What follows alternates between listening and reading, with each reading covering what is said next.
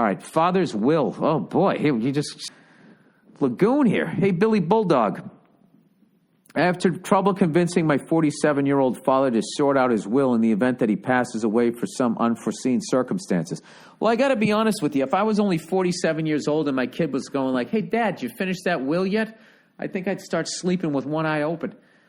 If such a tragedy were to occur, now his assets would automatically go to my so-called stepmother. Oh, now I see your motivation. Who he has only been with for a few years. Yeah, man, you can't do that.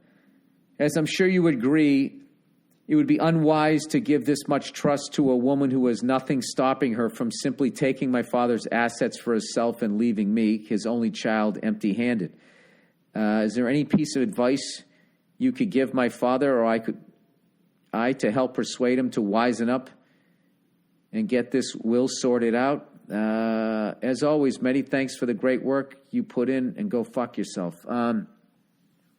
I got to tell you, that's an uphill battle on two levels. One, you're talking to a guy, you're asking him to deal with his own mortality, which men do not handle well.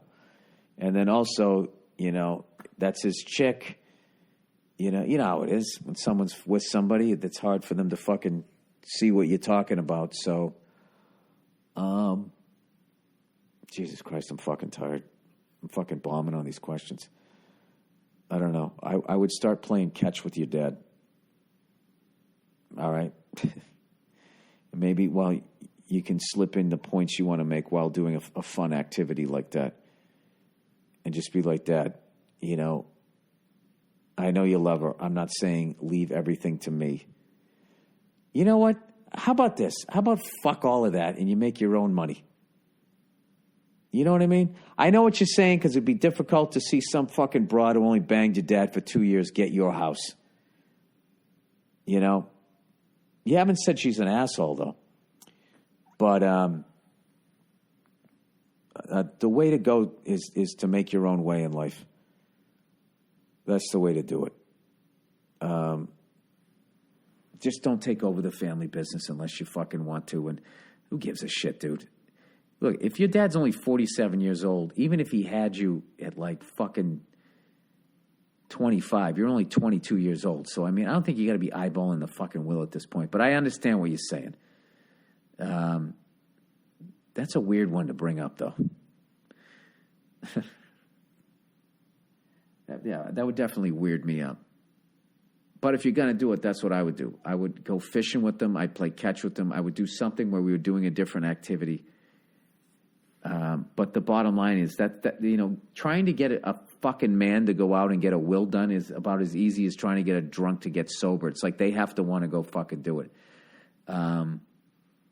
So I would use this as motivation for you to get yourself into a position that you don't give a shit that your dad passes, other than the fact that you're sad that he's gone. Forget about, you getting his fucking bowling bag and a house and shit. All right, boss's wife wants to fuck me. Do I really have to read this, dude? You know what to do. Don't do it. All right. Hey, Billy Badass, I'm a big fan of the podcast. Here's my question. I work in a grocery store in Brooklyn Heights.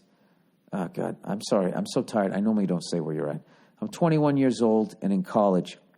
I work at the corner store for some extra cash. My boss is a great guy, and he really likes me. Obviously, I can't work for him every day since I've got college and stuff, but he always wants me to be the supervisor of the other guys who've been working there much longer than me and work longer hours. Here's the issue. My boss's wife is a fine-looking lady of about 35. I'd say she's a 9.5, even if she got 14 years on me. Is really into me. At first, I thought she was just being friendly, but she's become a lot less subtle about it. Yeah, but hey, chicks in their 30s, they know what they want. They don't beat around the bush there.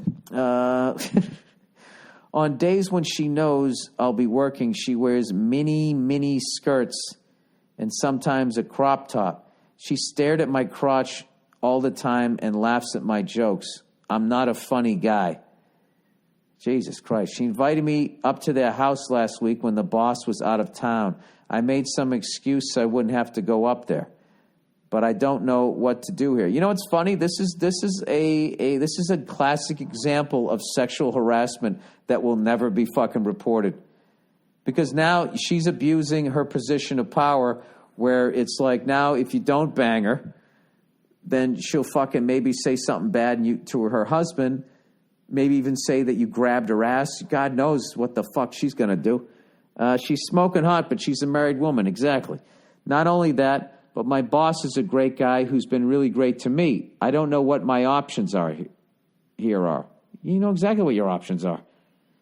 If I tell my boss about his wife, he's probably going to fire me, and I really need this job. Don't fucking do that. On the other hand, if I don't tell him, I'm probably going to end up giving in to her. I only have so much control. Thanks, and go fuck yourself. This is what you need. Well, she's never said, I want to fuck you. So, oh,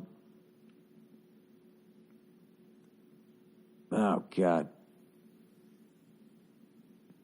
Here's the thing. Just don't fuck her. That's it. Rub one out before you go to work. You're fucking 21. Rub it out twice and just fucking go to work. Put your head down and just, I don't know. That's it. Well, don't put it too far down. Go up her fucking skirt. I would just high and buy her. That's it. She'll quit after. I imagine she will quit after a while. Although if she's a 9.5, okay, that gets dangerous because, you know, hot women age as well as former athletes do, where it's just one day they're the belle of the ball and then all of a sudden the cheering stops and nobody gives a shit anymore. And then they kind of have to, you know, develop a fucking personality. So, like, by you not giving into her, might trigger some fucked up shit with her. But here's the thing, dude. Under no circumstances can you fucking bang this woman. You can't do it. All right? So what I would do is I would continue to fucking rub one out twice before you fucking go to work if you're feeling weak. And then I would be friendly to her, and then that's it. And just wait until it's like you're playing poker here. Eventually, as long as you're nice to her, she can't get mad at you. All she can do is get frustrated. And eventually she might get so frustrated that she just gives up, or she puts her cards on the table. When she puts her cards on the table, you just say how much you like. First of all, she's married, and then just talk about how much you like her husband and how much you respect him and what a great guy he is. You know, and then this is the big thing. Don't judge her either. Okay? Like how George Bush didn't rub it in the fucking noses of the Russians and just let the wall come down. The big thing in something like that is to give her a dignified out. Not saying she deserves one. I'm saying this for you. If you give her a dignified out where she can feel she can walk away and not be embarrassed, just say, I'm totally flattered. If you weren't married, I absolutely would. Not to mention, I think your husband's a great guy and he's been great to me, so I can't. Okay, and yeah, and I would just, something like that, and then just hopefully it fucking goes away. But I do find it funny with all of this abuse of power and all of this shit, and I don't think your situation is fucking unique.